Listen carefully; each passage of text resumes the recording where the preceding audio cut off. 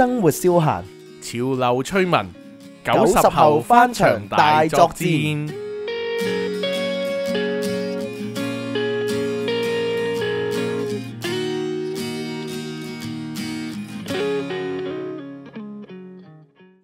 歡迎翻到嚟最新一集嘅90後翻牆大作戰啊！大王，阿雞你好，阿雞你好，係啊。Hello， 我哋都已經好多個禮拜冇見面啦。隔住個 cam 見啦，冇辦法啦，疫情底下啊，係啦。好多個禮拜冇碰過面啦，只可以咁講。都係，同埋咧，我發覺有樣嘢有時唔慣咧。理論上我哋係有時要望下 cam 噶嘛，咁我而家就會記得係要望翻嗰支即係拍嘢嗰支 cam 啊。但係咧，其實好多時咧，我就咁望咗個 mon 入邊嘅你啊嘛，因為慣咗望住個拍檔嚟做啊嘛。咁但係有時要望翻嗰邊，有時望下呢邊咁樣咯，有啲唔記得咯。唔記得就會全程咧，都好似咧望唔到我哋隻眼，好似唔係望住大家咁樣咯。係啊，不過我諗觀眾冇咩所謂嘅，好多時都係你睇翻入邊兩個人點樣傾偈，咁樣講啲咩啊嘛，最緊要係咁啫。咁應該觀眾們 OK 啦吓，係咪？咁我亦都應該，就算唔係望住支 cam 嗰啲，應該都未至於好驚嚇嘅，即係大家唔會話哇你做咩全程望我㗎，我好驚啊，應該就唔會。咁不過喺我哋節目播出前幾日啦，咁有啲時間有個晏晝啊，真係令到我自己同啲朋友搞笑咁講啦，就話喂，簡直係震驚咗700萬人啊！今次真係好似 content farming 內容農場咧，咪好興叫啲乜嘢又話咩啊？呢件事震動咗唔知幾多萬人啊，震動咗幾多億人啊咁樣嘅。哇！嗰個晏晝真係震驚700萬人啦。應該俄羅斯打到嚟嗰件事。喂，嗰陣時真係咁，聽眾唔知我想講咩啦。早幾日嗰陣時晏晝無啦啦手機響起警報，哇！真係嚇親，特別大家即刻轉移去防空洞。有啲人話哇咩事啊？俄羅斯打到嚟，有啲人話咩事啊？有核彈飛到嚟，咁我哋呢啲中意睇埋啲咩喪屍片啊、生化危機嗰啲話做咩事啊？有核彈炸碗紅絲啊！而家炸咗我哋當我係碗紅絲啊！個個講呢啲，嗰下就嘢咁咯。因為美國傾唔掂數，所以個隕石已經砸緊落嚟啦，請大家從速避難。Don't look up 我哋就好似李安納度班咁冇嘢好做喎，而家要食埋飯算啦。睇完警報之後，趴街啦，點算啊？好似以前咧，以前 Facebook 咧係成日有人 forward 條片咧，有人喺香港祖語配音嘅，係日本一個卡通片叫咩？爆笑漫畫日和嗰個 chapter 叫世界末日，就係咩？好啦，而家我哋個電視節目咧就係直擊有嚿隕石就嚟跌到落嚟啦。咁我哋同我哋幾位嘉賓傾下偈先，跟住入邊啲嘉賓分別有一位就係咩啊偶像，然後就攞住口煙話：哇，你做乜事啊？你唔係清純偶像嚟，咁仲要攞住口煙啊？唉，都世界末日啦，冇所謂啦，呼咁樣。咁變咗好多人就諗起嗰啲嘢啦。個話喂做乜事啊？世界末日啊！有啲咩打到嚟？咁結果原來就係話咩醫院嗰啲嘅問題啦。咁但係我睇到嗰陣時咧，我唔知點解腦海又撈起呢個生化壽司啊！最尾望住部電視嗰啲咩政府呼籲大家唔知咩喺邊度咩要注意安全嗰啲，我諗做乜事啊？真係有喪屍危機啊！嗰刻我咁諗真係。唔係，所以咧，我琴日都同我 friend 喺度傾偈，喺度講，我話喂，唔係喎，聽講政府用咗1億半去整呢嚿嘢嘅喎。係，同一日有新聞講啊嘛。係啦，跟住之後，我 friend 好冷靜，好似黃子華咁啊，好冷靜，好似阿強咁答咗一句，呢個 plan 玩得幾好，用1.5億整 Q 你班粉腸，好。但係呢1.5億就係令到大家理論上就手機可以即係收到呢啲告示，就唔係 through 個 SMS 去做咁樣啊嘛。咁但係嗰日玩完之後咧，我自己覺得有少少似狼來了嗰個故事，好老套咁講。因為嗰日咧，佢咁樣整完嗰個告示，其實你話係件事重唔重要？我覺得重要，但係未係重要到要用個咁嘅系統嚟，即係叫做響警報咯。我覺得都係嗰種你 through 個 SMS 咁俾大家已經可以嘅程度咯，某程度上。我諗喺政府嘅角度係整你個掣，我俾咗錢，我冇理由唔用噶。咁當然有啲人就會諗啦，會唔會係佢喂今次試下整呢個先，但係有啲再緊要啲嘢又可以用，即係叫做一次 testing 試咗嚿系統係咪 work 先，有人咁講啊。但係點解話有啲似狼來了嘅驚佢？因為呢嚿嘢你話係重要，但係唔係重要到要用呢個途徑嚟出啦，就感覺上。咁然後咧同一日啊，已經好多人喺個網上面討論緊，話點樣熄咗呢個 option 去咯。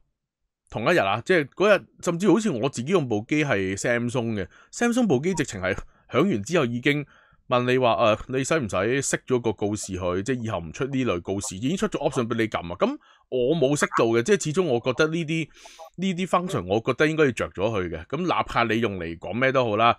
咁但係我自己冇熄到啊。但係同一日上翻網見，喂個個都講緊話，喂你部 iPhone 就去邊度熄咗呢個 option 啊，你部 Android 就去邊度熄呢個 option 啊。成班人做晒教學話點樣熄啦，已經好多人我相信都應該係熄咗 option。咁其實好似狼來了咁咯，即係好鬼老土咁講，就係你嗰次咁樣整完之後，而家個個熄晒去，倒翻轉真係有啲再緊要啲無啦啦話，即係隕石跌落嚟嘅，要出嚿警告話，哇有隕石掟落嚟啦，Don't look up 啊，呢鑊真係咁樣，你出個咁嘅告示，好多人收唔到啊已經。警告嘢都冇用噶啦，如果真係隕石跌落嚟，得個知字啊嘛，唔係咁你可以。係啊，同埋你可以望下親眼目睹隕石咯，係嘛？喂，咁你真係你就咁就唔好死咗都唔知咩事。係啦，咁死咗都知咩事？你仲可以親眼目擊添，係咪？喂，咁你真係有隕石跌落嚟嘅，我會噏啦咁樣。咁你要響咗個警報，咁真係有一紮人收唔到嘅，因為有一紮人就係呢轉你玩轉狼來了，咁就大家熄晒咯。咁當然上網見真係好多人出晒教學，咁我冇識到嘅嗰句。但係搞笑啲，我今日見到咧，喂又真係講翻啲無聊嘢。我見到咧，即係有好多人都係做緊教學，就貼話你部手機邊度撳呢個掣就熄到咁樣啦。咁有個論壇應該唔知係咪又係啲家庭主婦為主嗰啲論壇啦，咁樣叫啊，我唔知係咪嗰個，但係啲人話係啦。總之係話啲媽媽論壇嗰啲咁類似，然後佢就貼話咩啊，又係教啲姊妹們啊點樣去熄咗呢個咁樣嘅咩告示啊，唔使嚇親啊咁樣啦，貼咗嗰個即係 screen cap 出嚟啦。但係因為佢喺啲 Apps 下面嗰度嚟，唔知撳定 notification 嗰啲，咁上面就有其他 Apps 嗰啲嘅 setting 喺度噶嘛，然後俾人睄到佢上面有個 Tinder 喺度咯。Well， 呢個真係好好笑。呢個啲人話喂大家你望緊話邊度熄個 option 嘅同時有冇留意到上面啲嘢？啲人開始咁講，我唔知邊個論壇 cap 出嚟，總之啲人話啲媽媽論壇嚟嘅，然後跟住就係咁樣定啲貼完出嚟啲人冇用 Tinder 咁講。媽媽論壇啫，你唔俾嗰個係單親媽媽。哦，咁又係喎。單親媽媽。咁又係喎，咁所以都係地方的需要愛咁樣話，係咯。唔係咁講下搞笑啲咯。佢用 Tinder 扮男人去睇下佢個女有冇玩 Tinder 得唔得？哦，即係去睇下有冇人喺上面做 Tinder 咩詐騙網，等自己個女唔好俾人呃咁樣。唔係，係睇下自己個女係咪啲係咁 search 啲 profile 睇下自己個女喺咪度。你呢個咩 problem solving 做得快啊？呢個危機處理。呢個危機處理唔係做得快，因為呢個係真人真事嚟嘅。可能真係有啲朋友咁樣做啊 ？search 自己條女咯。哦，真係會咁做啊？但係嗰件事就比較慘嘅。即係本身已經有啲綠光罩緊嘅。佢想睇自己條女嗱，我唔知佢到最後揾唔揾到。嗯。不過老死唔死揾咗我張相。冇乜揾你張相出嚟，即係揾到你上面㗎。唔係啊，因為佢要整一個男性嘅 profile 啊嘛。佢就用咗你張相。嘛。佢用你張相嚟整。我死唔死整咗我張相上去，然後我有啲 friend 就見到就 cap 咗俾我嗰陣時個女朋友。咁佢陰你翻？解得通嘅，嘥時間咯。即係叫拆得掂嘅嗰時都。咁好難拆唔掂嘅。咁又係嘅。喂，但係你個 friend 算大整蠱喎，呢個真係。翻條友出嚟，你自己同我講，你自己同我條女講，你唔好揾我。唔係，同埋呢啲我覺得都係打聲招呼先好啲咁啊，正常要用都係嘛。即係正常用個 friend 張相都講聲喂，我想去及啊，借張相用住先啦。咁等你打咗個底先噶嘛。我而家以前同啲 friend 拍，我懷疑我個 friend 咧，唔係我嚟睇自己女朋友嘅。佢想用你個樣呃飯食啊？係啦，佢我嚟睇自己女朋友咧，佢加個8兩金上都仲得嘅。應該揾我個樣嚟呃飯食嘅。即係覺得你個樣呃飯食方便。係啦，因為以前我試過有次同啲 friend 拍嘢咧，咁佢哋做個鏡頭就好似係要貼一紮相喺度，咁樣嗰啲鏡啊，咁跟住攞翻自己朋友啲相嚟頂住先嚟貼住先咁咧，咁都要走去問翻攞啲 friend 啲相嚟影住先咁樣，都問啲 friend 喂借張相嚟用得唔得，都要咁問咯。正常嘅問一問，唔係喂咁，但係呢啲都你呢個驚嚇啦，我覺得你 Tinder 呢個無啦啦俾人咁樣整蠱到係咪？但係嗰個晏晝又講翻，真係好多人都話嚇親啊嘛，即係我自己嚇一嚇嘅嗰陣時我好在我叫做，因為嗰時就 work from home 啱，我就都唔係喺街度啦，我喺翻自己嘅地方做嘢啦。咁跟住咧，其實嗰時我自己做嘢，咁多數我喺翻自己地方就部手機開震機噶啦，唔會開有鈴聲響噶啦，因為你無啦啦做緊嘢，可能靜靜地噶，然之後響鈴聲你都嚇親啦，咁我靠翻震機啦咁樣。但係佢嗰個震嘅頻率咧，唔係之前咁噶嘛，即係如果你短信嘅係 v 咁樣震兩嘢噶嘛，你如果鈴聲就 v 咁樣震噶嘛，佢係震到好似唔停咁樣喎。跟住我奇怪我部手機咩事？哇咁樣，我嗰下嚇，咁跟住我嚇完之後，我撳咗原來有啲咩警告啲，跟住屋企人都即刻有短信我話：喂，你有冇收到啲告示啊？我話有啊，話哇嚇親喎，佢哋因為冇識到，佢哋唔係用震機，然之後響鈴聲咧。響咗聲出嚟咧，哇堅係嚇親咯！嗰晏晝就好多人都係咁樣。我嗰日咧喺的士上，咁你咪同個司機大佬一齊響咯，嚇一嚇咯，大家一齊嚇一嚇咯。但係你嗰個司機大佬要幾多部電話喺度啊？2部啫，好少啫。我諗下有啲司機大佬係咩噶嘛？成部戰鬥機咁噶嘛，邊啲 mon 多到，哇！嗰啲一齊響咁咪話唔震撼啊？我嗰部 iPhone 有開聲，呢個係最大鑊。哇！嗰下咪咁佢嗰啲就喂，如果佢帶住 handfree 個鈴聲飛咗耳仔度都驚。如果佢係係咯，OK 嘅。但係琴日我衰啲咯。點樣啊？我部 iPhone 響啊嘛，師傅睇咗個 mon 嘅啦，知道係告示，唔好繼續揸車啦。好大聲，仆街啦！俄羅斯打到嚟啊！你嗌個司機嗌啊？我嗌，我錄音俾個 friend，我 WhatsApp 俾個 friend。個司機有冇啤住你玩嘢啊，靚仔？笑啫嘛，冇嘢。我揾個 friend 嘅，我話：哎呀，國家俄羅斯打到嚟啦，普京話打香港啊，大鑊啦，大鑊啦！戰鬥民族殺到嚟啦！你真係咪話唔嚇一嚇我啫？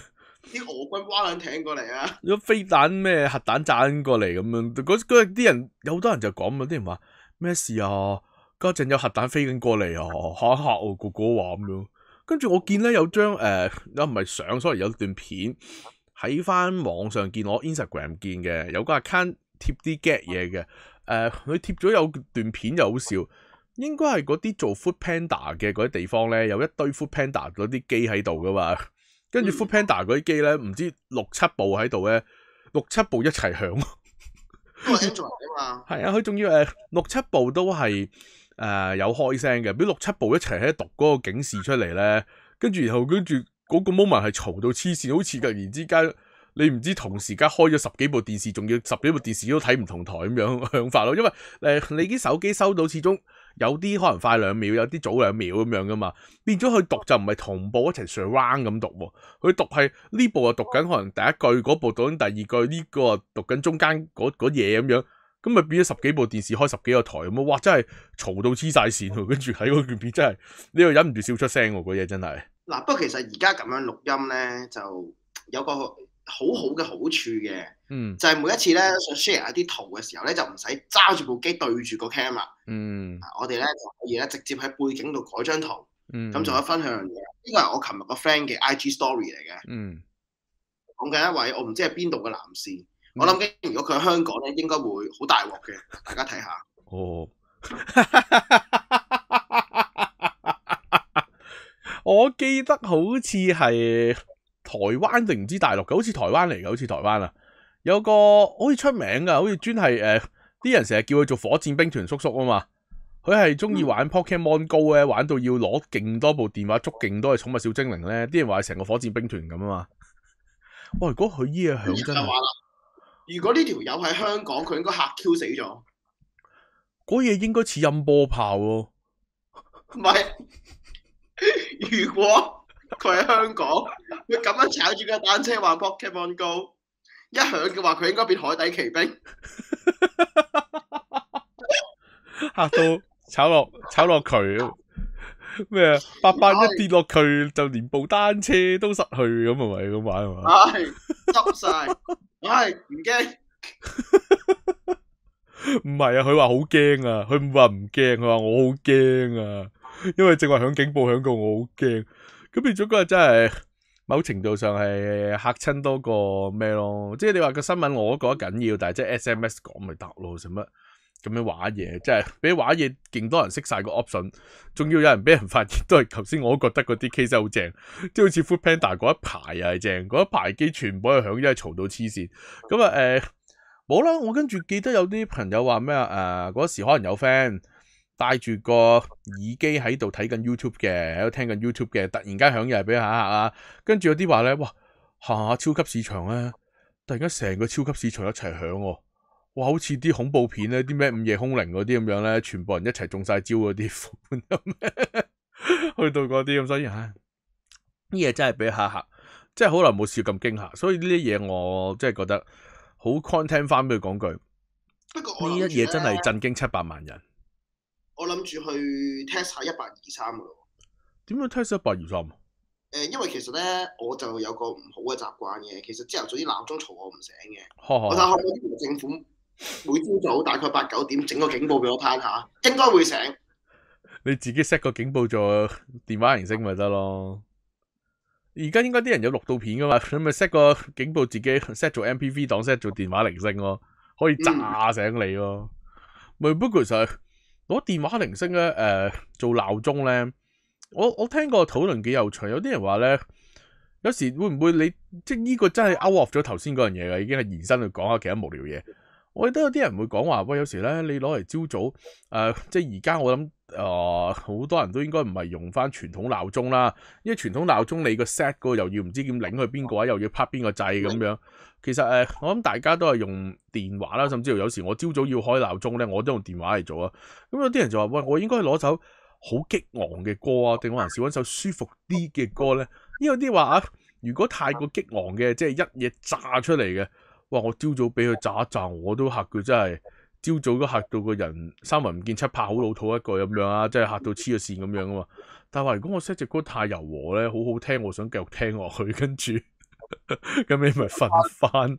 咪咁有啲啊，甚至話不如你揾隻綠袖子嚟做電話鈴聲啊！你一聽隻綠袖子，即刻嚇醒你咁滯啊！你諗翻晒以前啲考試嗰啲驚驚歲月啊，大佬真係。我諗翻係你啱啱 NG 嗰條片咯。唔好諗啦，你唔好諗啦，唔好諗啦，其實綠袖子就真係唔係嚇醒咁簡單。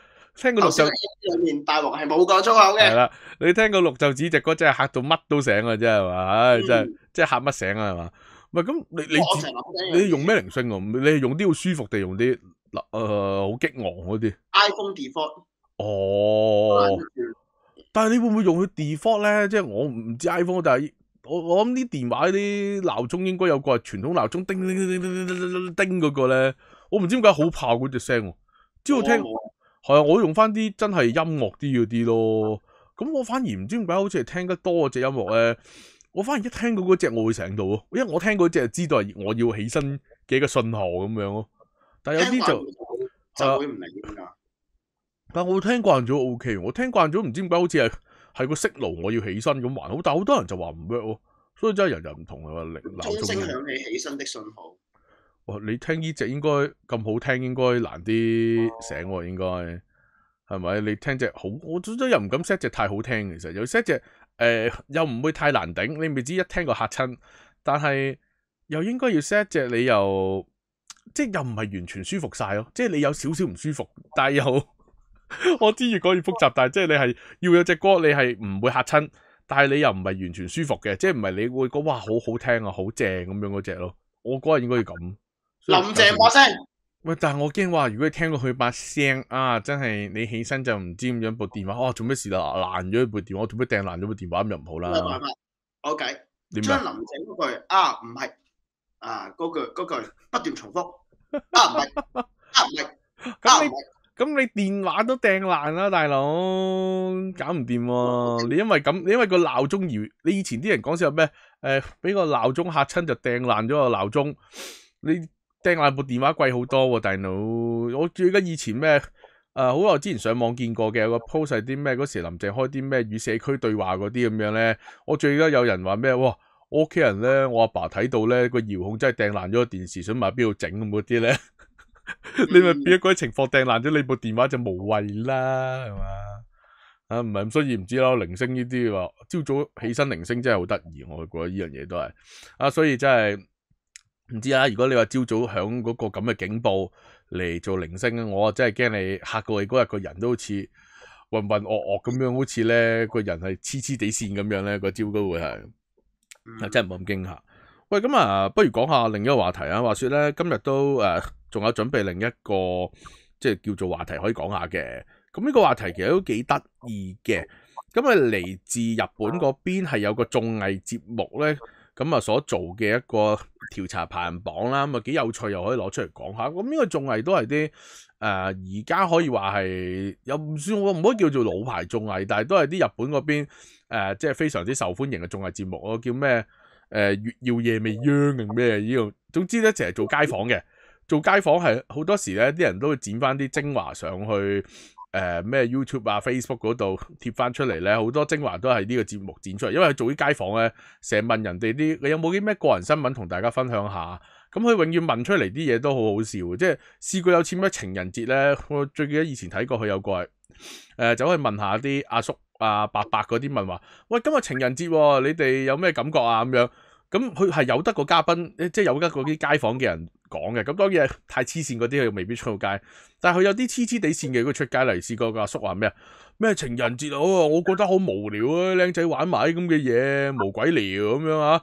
你又唔知道搞埋啲咩送朱古力好無聊咯，我覺得唔知靚仔做咩啊，黐黐地線班友，咁點知然之後個靚女經過，跟住個製作組玩嘢問，喂呢位小姐啊，喂你有冇朱古力多啊？不如送粒朱古力俾呢位叔叔啊咁樣，佢話好啊有喎，真係有喎，跟住佢嗰日情人節佢真係揞咗粒朱古力俾嗰個阿叔，嗱俾你啊咁樣，跟住攞完之後問翻個阿叔，喂咁你而家感覺如何？呢個幾開心喎。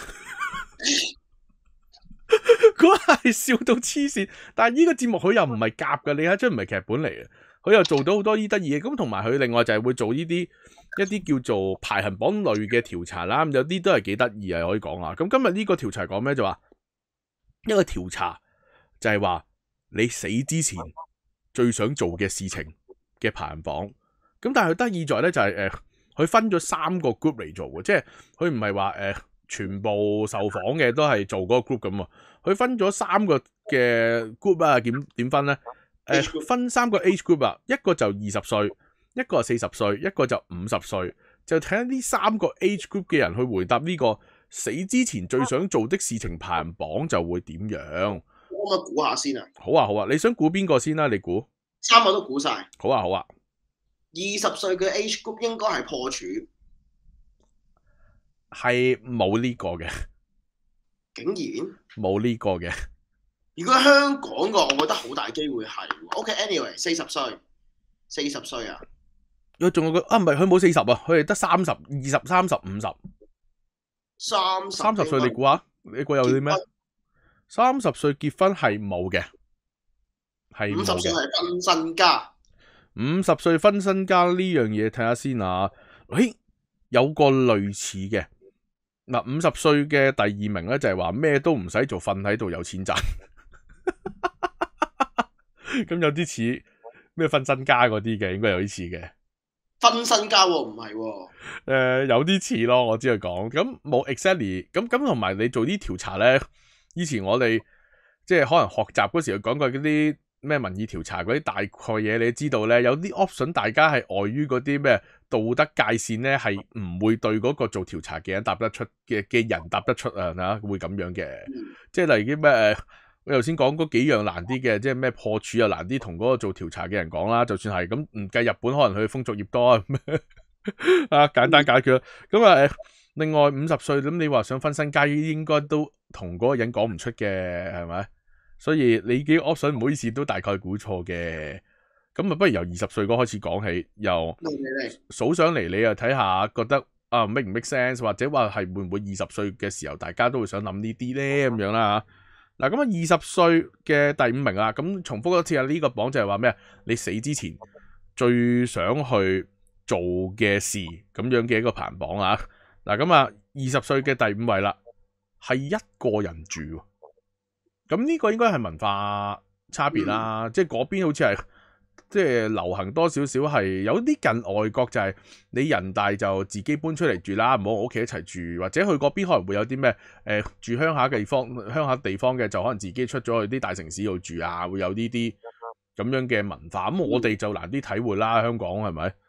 咁啊，但係你會唔會有呢個感覺係嗰個人大咗點都一定要自己出嚟住？有冇呢個 feel 你又？應該冇乜所謂，我冇所謂，可能我哋啲家庭觀念上就真係冇所謂。我哋嗱咁啊，第4名啦，20歲第4名啦，死之前一定要做嘅事，海外去旅行。咁呢個對我哋嚟講都明嘅。20歲可能剛啲經濟嗰方面，可能即係叫做自己做嘢，自己揾錢，咁啊想試下去海外旅行，因為去嗰啲。本身可能佢嗰邊就係流行，即係唔係可能簡單啲。本身你自己日本嗰度去旅行，你自己到嗰度玩啦。可能咁佢想去海外嘅嘢多啲。咁可能有啲似我哋咩成日話咩大專大學畢業咧 grad trip 咧揾個地方去旅行咧，可能似嗰樣嘢咯。我聽過就咁呢個都係嘅，我覺得都係嘅。嗱咁啊，第3名啦，呢個我得意啲喎。第3名話20歲嘅人覺得死之前一定要做嘅事。住喺超大嘅屋入邊，墳場咁夠大啊？嗰度唔係叫屋啊嘛，嗰個叫墓地啊嘛，係咪？OK，同埋呢個係死之後噶嘛，係咪？好似係。我諗呢啲可能有文化關係咧，我哋呢邊寸金尺土就大家已經覺得係，哇！你自己有個竇已經好好啦，咁樣我會咁諗。喺香港第3位轉咗做有間公屋咯。係或者有自己個竇，可能會咁樣咯。我覺得可能係呢啲真係文化差別，呢啲真係。業主減租或者或者可能我哋呢邊覺得，哇！住喺大嘅地方，你好大嘅。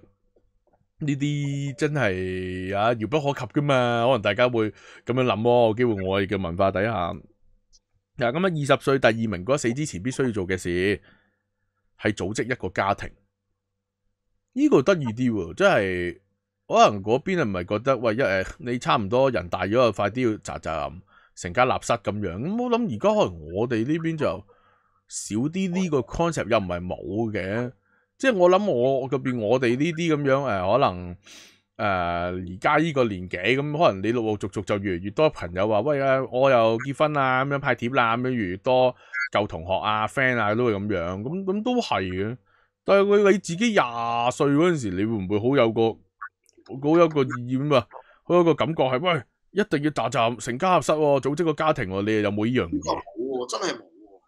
你係點啊？覺得我都係一隻冇腳嘅腳仔咁樣係嘛？冇腳嘅腳仔，冇腳嘅腳仔啊嘛，係啊，唔該係冇腳嘅雀仔咩？冇腳嘅男仔會唔會慘啲啊？冇腳嘅男仔梗係慘啦！以前好似有個港產片叫咩《沒有小鳥的天空》嘛，係嘛？好似我記得有套咁樣嘅港產片噶嘛。咁樣你咁講啊，梗係冇。點解我哋變咗係會討論話冇腳嘅腳仔慘啲，計冇腳嘅雀仔慘啲？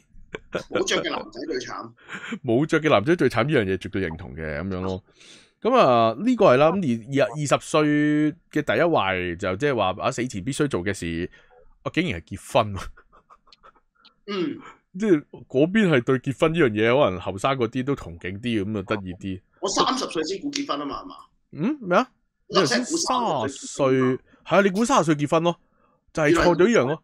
係啊，原來喺20嗰度咯，就唔係喺30嗰度。30嗰度可能佢嗰邊真係唔知係咪早婚，我懷疑唔知係咪。佢嗰邊變咗係冇呢個 option 喺度，所以你嗰個 option 其實你唔係錯嘅，你估歪咗啫。不過唔好意思，係馬會嘅，你嗰日冇獎金分嘅，係啦。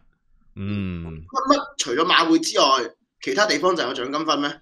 唔係，即係意思話，如果當而家係賭錢咁樣賭，你都係冇得分咁解啫。我以為你話喺馬會冇獎金分，但係你葡京賭會有獎金分添。或者咩？你以為咩？去馬會度賭係冇獎金分，然後去麥記嗰度有獎金俾你，咁係冇呢樣嘢嘅。OK， 係唔會有呢啲事發生嘅。你個係大富翁嚟噶嘛？大富翁好似冇得咁玩法噶，搞笑啲呢個。咁你聽我覺得20歲個 group 嗰啲 option。你覺得似唔似係喂大家20歲諗嗰啲，我哋呢邊嗰啲？你覺得合理嘅，合理嘅，合理嘅。即係你嗰刻合理。喺香港會有一班獨丁丁會話要破處咯，我估。我都係覺得係呢樣嘢咯。你都係堅持有獨丁丁話要破處，係咪喺20歲呢個 group 入邊？OK，嗱咁啊，跟住到30歲個 group 啦。咁30歲嘅嗰個 group 就話喂，死前必須做嘅事嘅第5位係咩咧？呢個真係得意啲，我估唔到會上榜。環遊世界。都合理嘅。30歲，不過係嘅，30歲可能做嘢做到攰攰地，又有少少嘢做到出嚟，咁又可能諗佢會唔會他朝一日退休可以環遊世界咁樣？但係真係咁多人想環遊世界嘅咩？我幫佢哋啦。哇！你使唔使搵得咁快啊？唔係上次你 save 咗喺度啊嘛，我記得。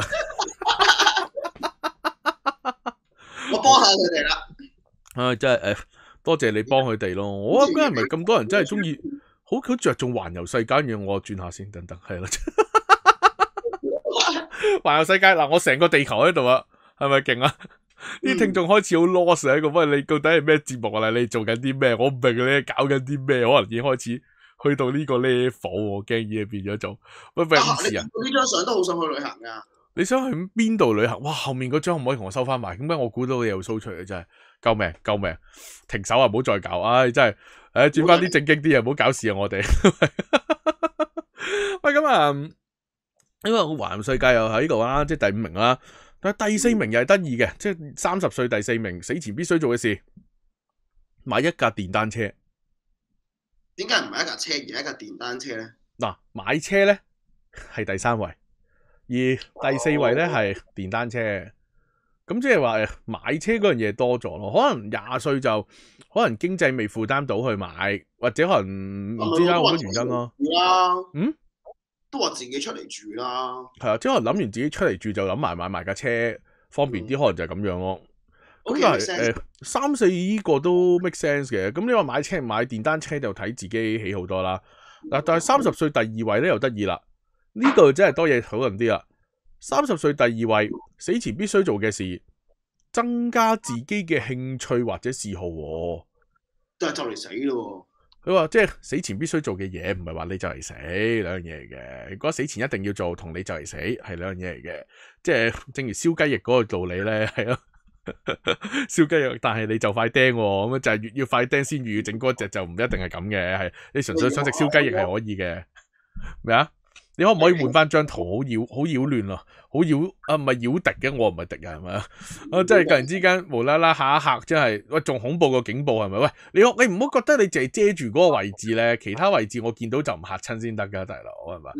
你可唔可以成張圖轉咗去啊，大佬？我哋而家每次咧都用啲時間嚟討論嗰張圖點解唔轉走去？哇！我就係黐線啊！呢張都 OK 嘅，醒神嘅呢張醒神嘅醒神。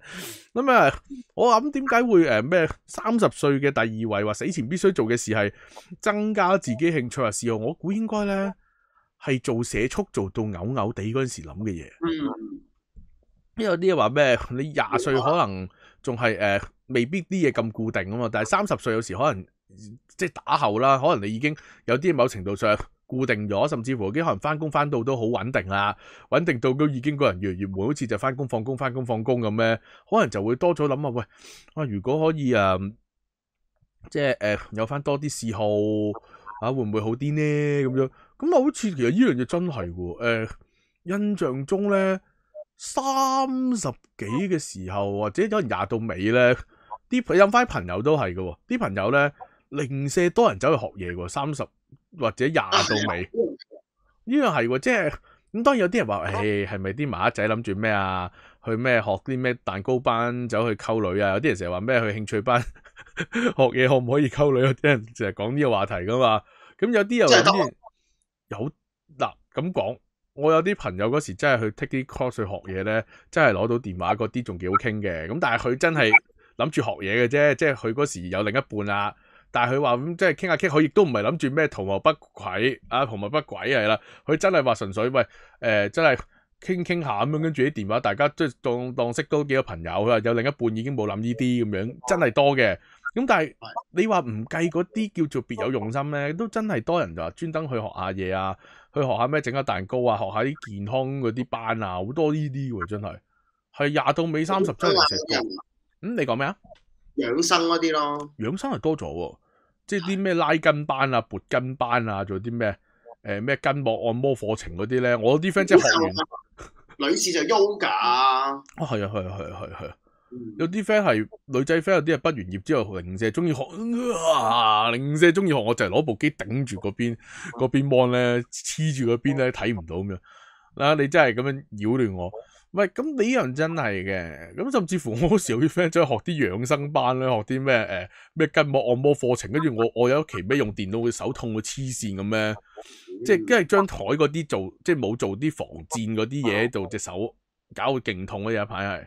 跟住個 friend 直情話，我之前 take 完個 course， 喂，我教你撳邊度，撳完即刻冇嘢，跟住我撳唔到又係爽咗好多，係多咗人 take 呢啲 course 嘅，真係。嗱，咁啊30歲覺得死前必須做嘅事就係要成為人哋父母，咁啊成家立室嘅延伸版，咁多嘅呢個，去到嗰個歲數會諗呢樣嘢又真嘅呢個都多得多嘅。咁而之後佢呢度就得意在係冇做40嘅嗰個age group， 可能因為40某程度上啲嘢同有啲就傾向30，有啲傾向50，可能就冇咁爭得遠啊！即係你20同30成日話已經係爭得遠噶嘛，其實大家覺得已經係你20歲嗰時諗嘅嘢，咪30爭得遠，但係你可能30同40又唔係爭咁遠啫嘛。咁但係跟住就到直接一個就係50歲嗰個 group 啦。50歲嘅嗰個 group 就回答呢個嘅即係排行榜啦。咁啊50歲覺得死前必須做嘅嘢第5位，呢個得意啲喎，搞個家庭菜園，真係種下菜園，即係真係去種下菜，整塊田嗰啲嘢。呢個可能真係文化上佢哋中意呢啲啦。我哋就應該冇咩，不過我有啲 friend 嗰時真係會自己租塊田去種下嘢咁樣都有喎。佢哋係咪要淵明咋？佢哋又唔係嗰樣，佢哋真係中意呢樣咯。係喂，你坐翻上少少潮嗰啲啊，你坐翻高啲係啊，你正話跣咗佢得翻個頭喺度，好獵奇成件事。我就係見到，其實係想得翻葉劉個頭喺度。我就係唔想咁樣啊嘛，係咯。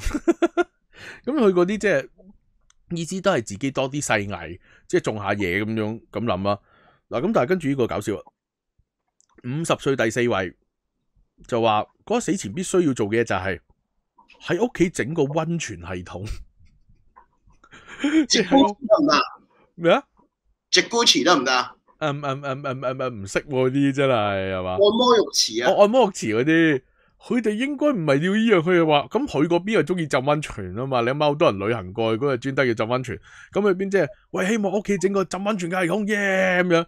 咁我諗呢個有啲似，有啲人就話咩？喂，點解屋企要整間房係俾自己攞嚟搞好似機鋪咁嘅？有啲就話，喂，我喺屋企整間好似健身房咁嘅嘢咁樣，即係有啲好似自己好中意嘅嘢喺屋企度整出嚟咁嘅感覺咯。呢個應該係，所以好似男親女愛，黃子華同阿都姐講咁樣，喺屋企整個直 Gucci，你得一個人住，點解叫直 Gucci？因為又寂寞又孤獨嘅大浴池。啊係喎，我真係醒唔起喎呢個。你講翻我諗起好似有啲咁嘅嘢。係啊，叫直 Gucci 裝修，黃子華幫佢抹嘢啊嘛。所以就叫直 Gucci。又寂寞又孤獨嘅大浴池。咁呢個應該係因為佢哋嗰邊中意啲溫泉嗰啲咁樣。咁我都係嗰個 apply 翻就係整個自己小天地咁樣咯。人大咗入邊，同埋呢啲可能想嗰樣嘢咧。喺溫泉裏面食溫泉蛋。好似真係興嘅噃，係嘛？好似有呢啲嘅噃，有啲咁嘅嘢嘅咩？溫泉唔係溫泉蛋，好似真係本身溫泉嗰度係可以咁樣擺度整俾人食嗰啲，不過可能出翻去先食咁咯。好似真係有啲係咁話嘅，話唔知嗰邊啲水咁樣溫住係可以咁樣做到嘛？有啲咁樣。即係全裸喺個溫泉度，男女混浴，跟住咧就拍住隻溫泉蛋。但係你個樣要係拍得好鹹濕咁先，好似有啲嘢唔同咯。難呢樣嘢。你正話個樣都想你正話個樣拍幾鹹濕噶，我覺得你做一次啊。嗱係都話咗你啦，觀眾們公投自己投票，佢算唔算鹹濕個樣？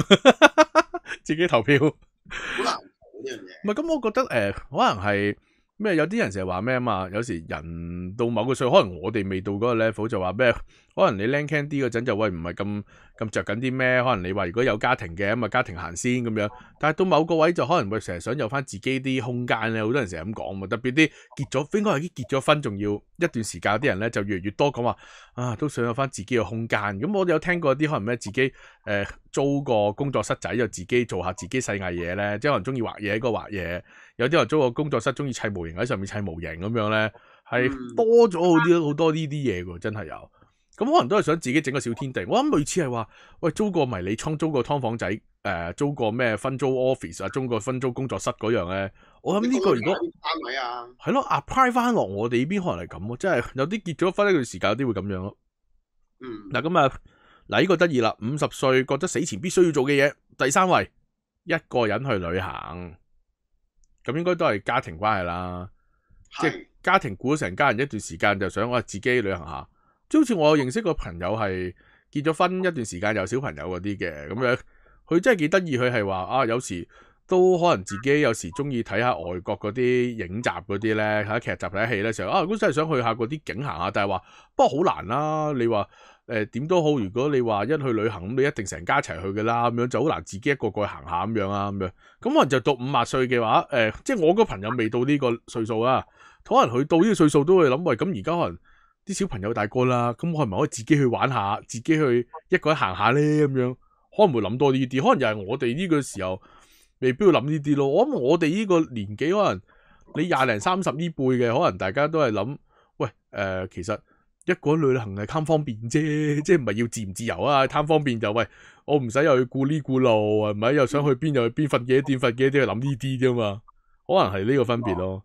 嗱，咁頭先講過啦，50歲第2位，即係死前想做嘅事就係乜都唔使做，就瞓住喺度賺錢啦。其實我覺得任何歲數都想嘅。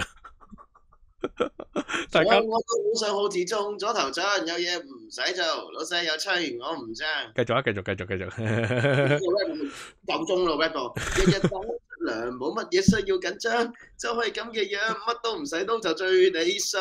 繼續咯喎。好，拍手，多謝阿雞，多謝阿雞。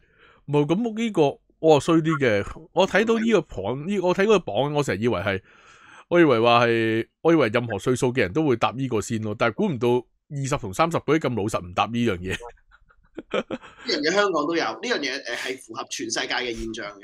但係我估我香港呢邊，如果有人咁樣去答呢個排行榜咧，應該會再一面倒啲，大家都係講話咧，你最想可以做啲乜嘢？我最想可以做嘅就係我乜都唔使做。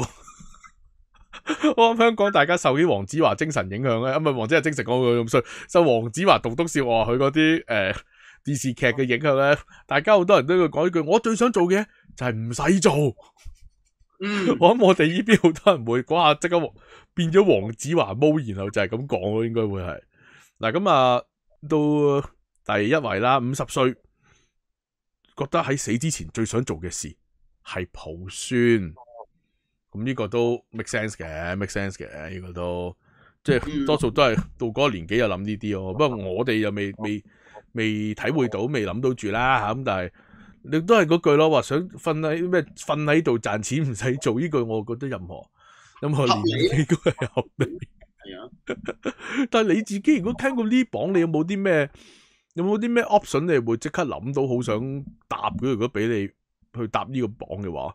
當然你唔係覺得係要諗下係幾時，即係我當係咩啦，即係唔係同你預告話你聽日就會死嘅，係同你講話即係你覺得喂人生在世啊，死之前即係人一世物一世係年。我估如果用我哋個 terms 就係，你覺得人一世物一世，你有啲咩你點都覺得想做想試嘅，有冇呢啲嘢會諗到嘅？其實一瞬間10零20個女明星同我一齊去浸溫泉，男女混浴會唔會好啲咧？呢個好似真係幾正咁樣嘅，真係。係咯。呢個真係幾正。咩啊？最緊要先話咩？與會者名單由我去揀。我仲諗住我幫你揀添。哇！你幫我揀嗰啲咩馬蹄路啊？我係咁嘅人咧，我係咁對你咩？覺得？跟住咩葉劉啊、蔣麗芸一齊嚟咁，我咪你覺得我會咁樣對你咩？你覺得？